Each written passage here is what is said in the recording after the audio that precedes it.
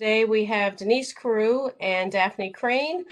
Denise and Daphne are both senior instructional designers with CITL, and they're talking to us today about the toolkit that has been developed, designed to advance the goals of the teaching and learning framework. And we're going to have a little bit of a discussion session, I believe, in this one, where we have the opportunity to discuss the content and the design of the toolkit, how it meets our needs for teaching. So with that, I'm going to pass it over to Denise and Daphne for their presentation. Great. Thank you very much, Bonnie, for that introduction. I'll introduce myself and then hand it over to Daph to introduce herself. As Bonnie said, my name is Denise Carew. I'm a senior instructional designer for CITL with the Center of Innovation for Teaching and Learning. And my colleague is Daph. You want to go ahead there, Daph? Hi, I'm Daph Crane. I'm a senior instructional designer. Work closely with Denise in the Center for Innovation, Teaching and Learning. One would think I'd be able to rattle that off without too much problem. Sorry about that. And I think we'll get started. Okay, so we just want to welcome you all here and thank you in advance for coming and participating. We have a couple of things organized here today for us, and we're going to do a poll to get us started, kind of a warm-up poll. We're going to, Daph is going to introduce the teaching and learning framework for you, and we have some documentation on that you might want to read. It's been around for a little while, but Daph will give you some of the backstory on the teaching and learning framework. I will go into our CITL website and do a little quick tour of the teaching and learning framework toolkit with you. Then the bulk of what we're going to do today is to give you an opportunity in small breakout rooms to discuss the toolkit and talk about it from various perspectives. And we'll have some questions to kind of guide that discussion. So that will be the bulk of what we'll do today. And we'll come back and we'll probably do some sort of we will do some sort of a Mentimeter poll as a discussion debrief. After the discussion, we'll wrap up. Maybe we'll do an extra couple of polls for some feedback if we have time, answer some questions, and that'll be it for this session. So I'm going to tee up a poll here in WebEx. I'm just going to stop sharing for a moment. But we're kind of interested in knowing what you currently know about the Teaching and Learning Framework and the Teaching and Learning Framework Toolkit. And then second question we'll ask in a WebEx poll is how often do you use it? So if you do use the toolkit, and maybe not all of you use it, but if you do use the toolkit, how often do you use it? So I'm just going to stop sharing for a moment. And at the end, down by your chat, you should have access to a poll. So you can do the poll there, but I'm just going to open it. Here. Just bear with me for a moment. My window closed in the meantime. So I'll just open up the first question. And I'll start the poll. I think we just set it to a minute or so. So Mike or Bonnie, can you guys all see that? Can you confirm that you can see the poll? So if you can't see the poll, down in the right-hand corner next to your chat window, there's a little ellipse. You can click on that so you can see the poll. So 9% of us said that we know a fair bit about the poll. Some people just heard about it, so about 65%, but really haven't done much with the teaching and learning framework. 9% have not heard about it at all. So that's not that surprising to me personally. I think that some people are not familiar with the teaching and learning framework, or some are just, they're familiar with it, but haven't really done too much with it. So that makes a lot of sense. Okay, I'm going to clear that one and open up our second question. Okay, so if I'm going to interpret this correctly, then there's 22 people in the session, and about 10 people have used the Teaching and Learning Framework Toolkit, and some people have never used it. They know about it, but never used it. 3 of us use it once in a while. So we'd like to kind of go in an effort to increase that number across the campus. So that's part of what this session is designed to do, is try to make the teaching and learning framework a little bit more usable for all of us. So thank you very much for participating in the poll. I'm going to share the presentation again.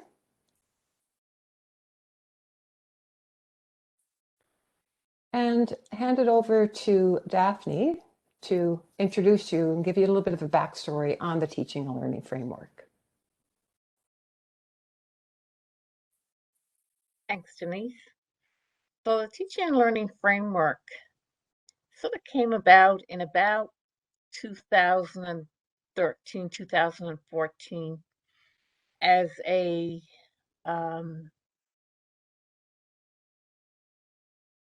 tool for faculty to use.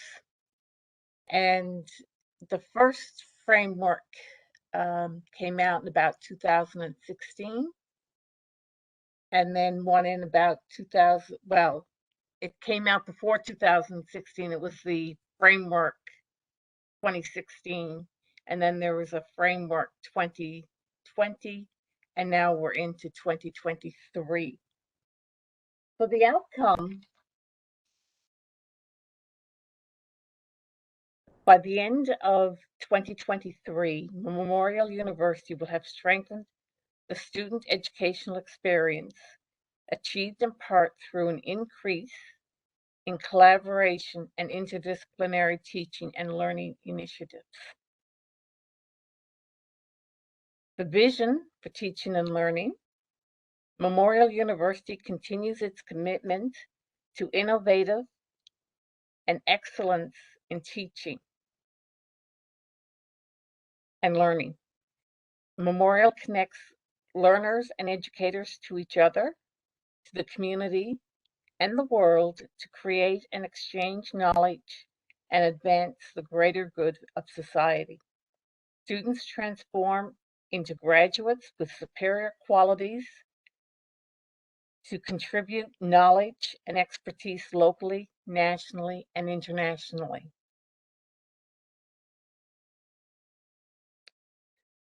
So the outcome in brief is to strengthen the student educational experience, and the vision, the key points: continue the commitment to innovation and excellence, connected learners and educators to each other, the community, the world, student transformation to graduates with superior qualities, and to be able to contribute locally, nationally, and internationally. So back to you, Denise.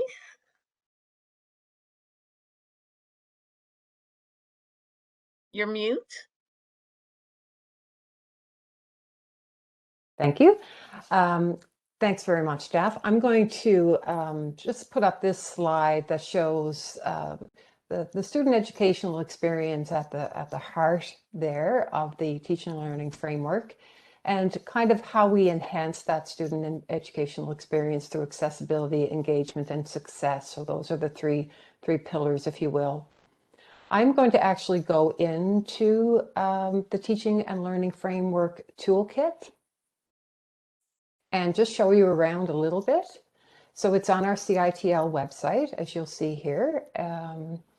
And In our Teaching and Support tab, you'll see a link on the left to the Teaching and Learning Framework Toolkit. So in this toolkit, you will see some of the information that you'll need to know about the Teaching and Learning Framework. You'll see some links here to some of the information that Daph was referencing about, there's a full copy of the PDF of the framework if you want to read about that. There's a Teaching and Learning Framework at a glance that you can see. But one of the things, we want to talk about today is how we can better enhance this toolkit for your use. So some of the things that we have in here, as you'll see, we'll see the accessibility strategies, engagement strategies, and success strategies. And there's a lot of really good information up here, but we're just looking for ways to enhance this whole toolkit so that instructors and faculty and units and schools within Memorial can better access and use all of this information. So we're just looking at ways to improve the toolkit. So if you go into any of these things, you will see some information that might be useful for you. In each one, there's information, for example, in the success strategies about setting goals and outcomes for your course, some good resources in there. So I'll just go through this, just spend one more minute just going through a little bit, just so when you're doing your discussion, you'll have a little bit of an idea of what's in the toolkit, how it's organized, the structure of it, and so on. So that might be, might inform your discussions a little bit. So that's basically how it's designed currently on our CITL website. So we're going to put it out to you to kind of brainstorm and discuss ways that we can improve either the design of it, what it looks like, how it functions and feels, what's in it, opportunities that you might have to collaborate in a toolkit like this versus a static toolkit. Anything that you can kind of think about to improve this toolkit so that it's more functional and useful for you. So that's kind of what we're talking about today. So the whole the discussion is about that, and to kind of brainstorm those ideas and bring some of that information back to us.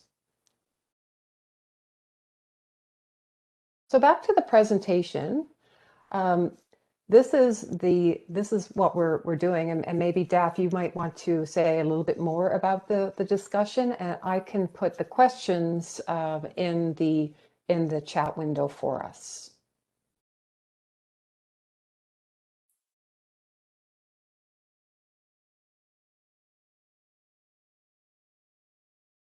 Okay, now you're on mute, Daph. We're a good pair. Yeah. We've got 23 participants. I'd suggest we break into 4 groups, and we'll go into breakout rooms. And Denise had posted in the chat questions we would like you to consider. And what we'd like you to do is copy the questions, and then when you get into your breakout room, paste those questions into the chat and then go through them one by one and discuss them. And Denise and I will move between the rooms. Denise will take rooms 1 and 2, and I'll take 3 and 4. And we'll just assist you if you need any help with your discussions. So we'll give everybody a chance to copy the questions from the chat. And then, Michael, if you could put us into breakout rooms, that would be awesome. Okay, so the rooms are set up and ready to go. You're going to get a little bit of a a pop-up just letting you know you can join, and then you can join that room, and then you'll get a minute countdown when we're finished. So Okay, and whenever you we're give me the going okay, I to, can get it started. time is it? We're going to have 25 minutes. That's about 5 minutes a question in our breakout rooms. Okay, I'll get it started. All right. Thanks, Mike.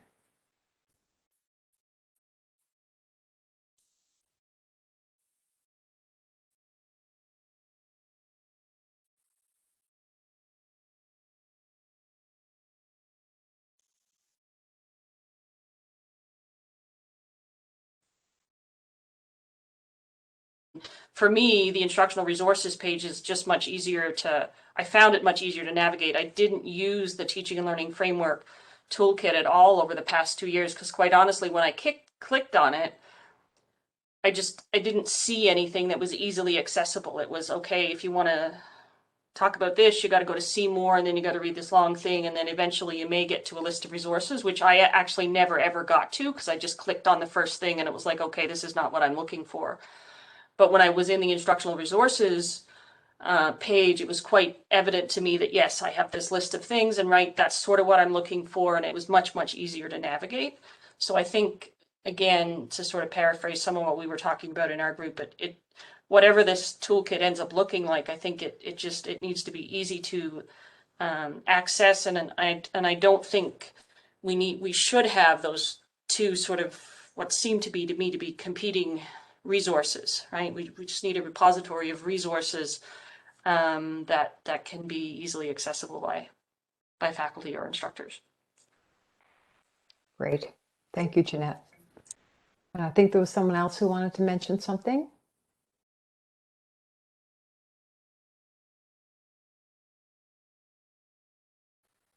Okay. We will have time at the end if for comments or questions. So if you'd like now, you can go ahead and click on the menti.com link and enter the code that's provided here. And you have multiple opportunities to write in some, a sentence or a couple of keywords of things that you might want to share with us in terms of improving the toolkit. So we'll give you a few minutes to do that. And I can put it up on the screen.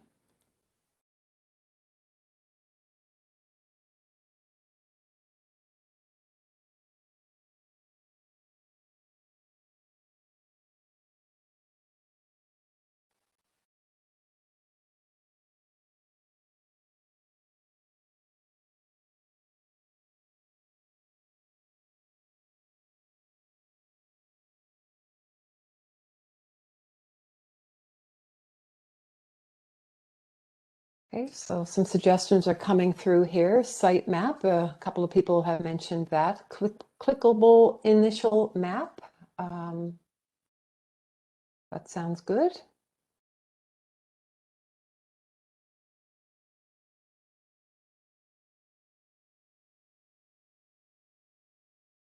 Use Brightspace.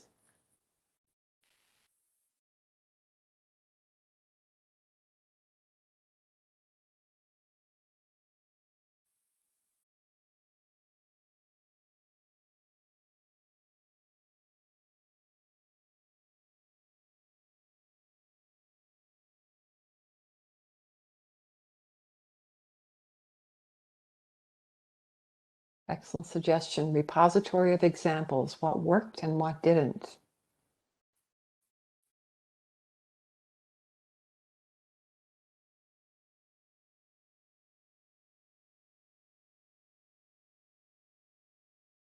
Keep going for one more minute, and you can keep going until the session is over, of course, but we'll keep this moving for another minute or so. Searchable. Yeah, I don't think the toolkit that we currently have is searchable. I believe our instructional resources website is searchable.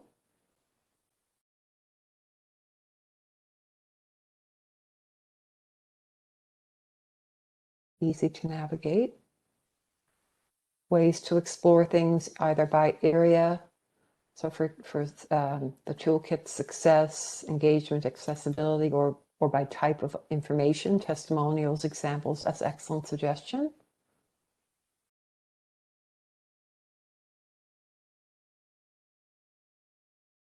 Adapt to include programs outside of 4 credit courses. Excellent. I haven't heard that one, so that's great. Thank you. Subject specific examples or tips. By subject, I'm assuming, does that mean discipline specific, I wonder?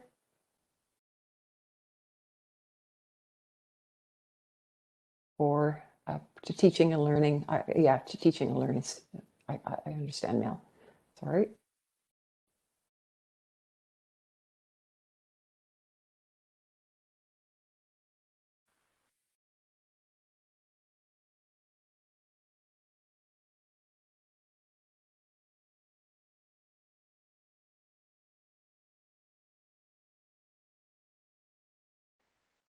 Okay, and you can continue discipline-specific examples. Okay, yep.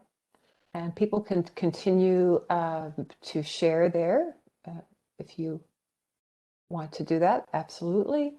And I will go back to our PowerPoint presentation.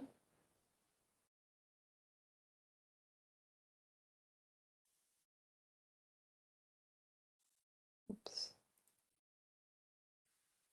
Okay, so thank you for doing that, and I don't think we have a lot of time for the wrap-up questions, so we'll just go on now to Bonnie. If you do have these are some questions that Daph and I were thinking of. So if you wanted to add answers to any of these questions in the chat window, please do that. Do so. Denise, are you thinking that you're sharing your screen right now? Yes, I am. Yep. Yeah, we're Thank you, not seeing Bonnie. it. Okay, I'll do that. Yeah, so I have some questions in here. I'll just share the screen there now. Okay, There we go. okay. So as part of, we were going to do a poll here, but I think in the interest of time, I'll just get you to think about these questions here and maybe put some answers in the chat window if you'd like to do that.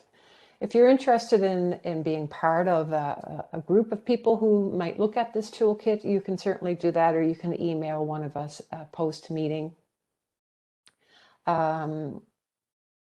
And you know, it's interesting to see how much people use these types of resources and these types of toolkits. So if you just want to mention that as well, and then I'll leave it to you, Bonnie, to handle the Q&A.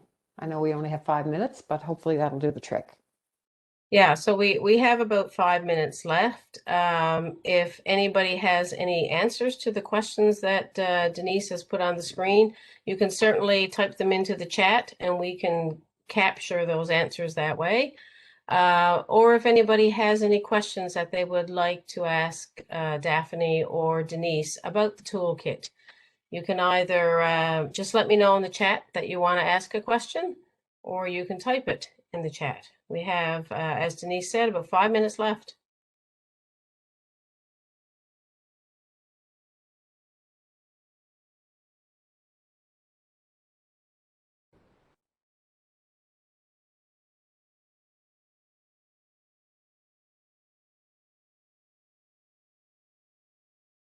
So Duane is saying in the chat, maybe a toolkit for instructors and students, just a place to help others. I was referring to maybe a separate toolkit, Right. one for students who can, you can go there, I'm having trouble with this course, I don't know how to do this assignment. Sometimes students, I find in my experience, students find it easier and not as stressful as or imitating as to ask a fellow student, you know, how to do an assignment as opposed to asking the instructor how to do the assignment.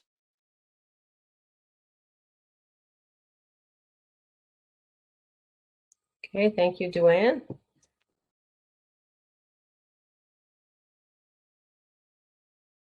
Any other questions or comments from people? And as Denise mentioned, anybody can certainly get in touch with Denise or Daphne after the session is over if you think of anything else that you think might be helpful in the kind of redesign of the toolkit in helping instructors in their role in teaching, or students as well, of course.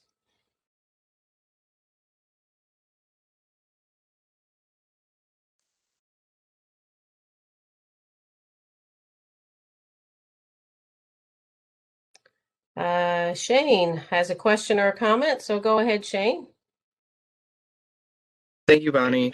I think this toolkit should be designed to be used by faculty/instructors, students, and I think a staff member would be good to put in there as well. I was the person that suggested the adapted to include co-curricular activities, and I think that it would be a good idea because we have such a large component of programming that's used to, the institution has a larger focus now on the overall student experience and what that looks like outside the classroom. And there's so many programs that faculty, instructors, and staff alike are developing outside the classroom that I think that being able to design things that are more intentional and concise and work well with various courses or programs or what have you would be a good idea to include that language in there too. Excellent. Thank you, Shane, for that. Always good to hear your student and staff perspective on things. Antoinette has indicated in the chat, design for new instructor users with easy navigation. That's certainly very important for helping people to be able to use the toolkit. We've come to the end, so thank you to both Denise and Daphne for sharing the presentation, for outlining the toolkit for us, kind of navigating around it for us, and then I guess listening or giving this opportunity to hear about what others think of a redesign and what would be helpful for them for using it. So thank you to everybody for attending the session. I'm sure Denise and Daphne have found it very helpful in their work with the toolkit. And I hope you enjoy the rest of the conference today. Thanks again, everyone.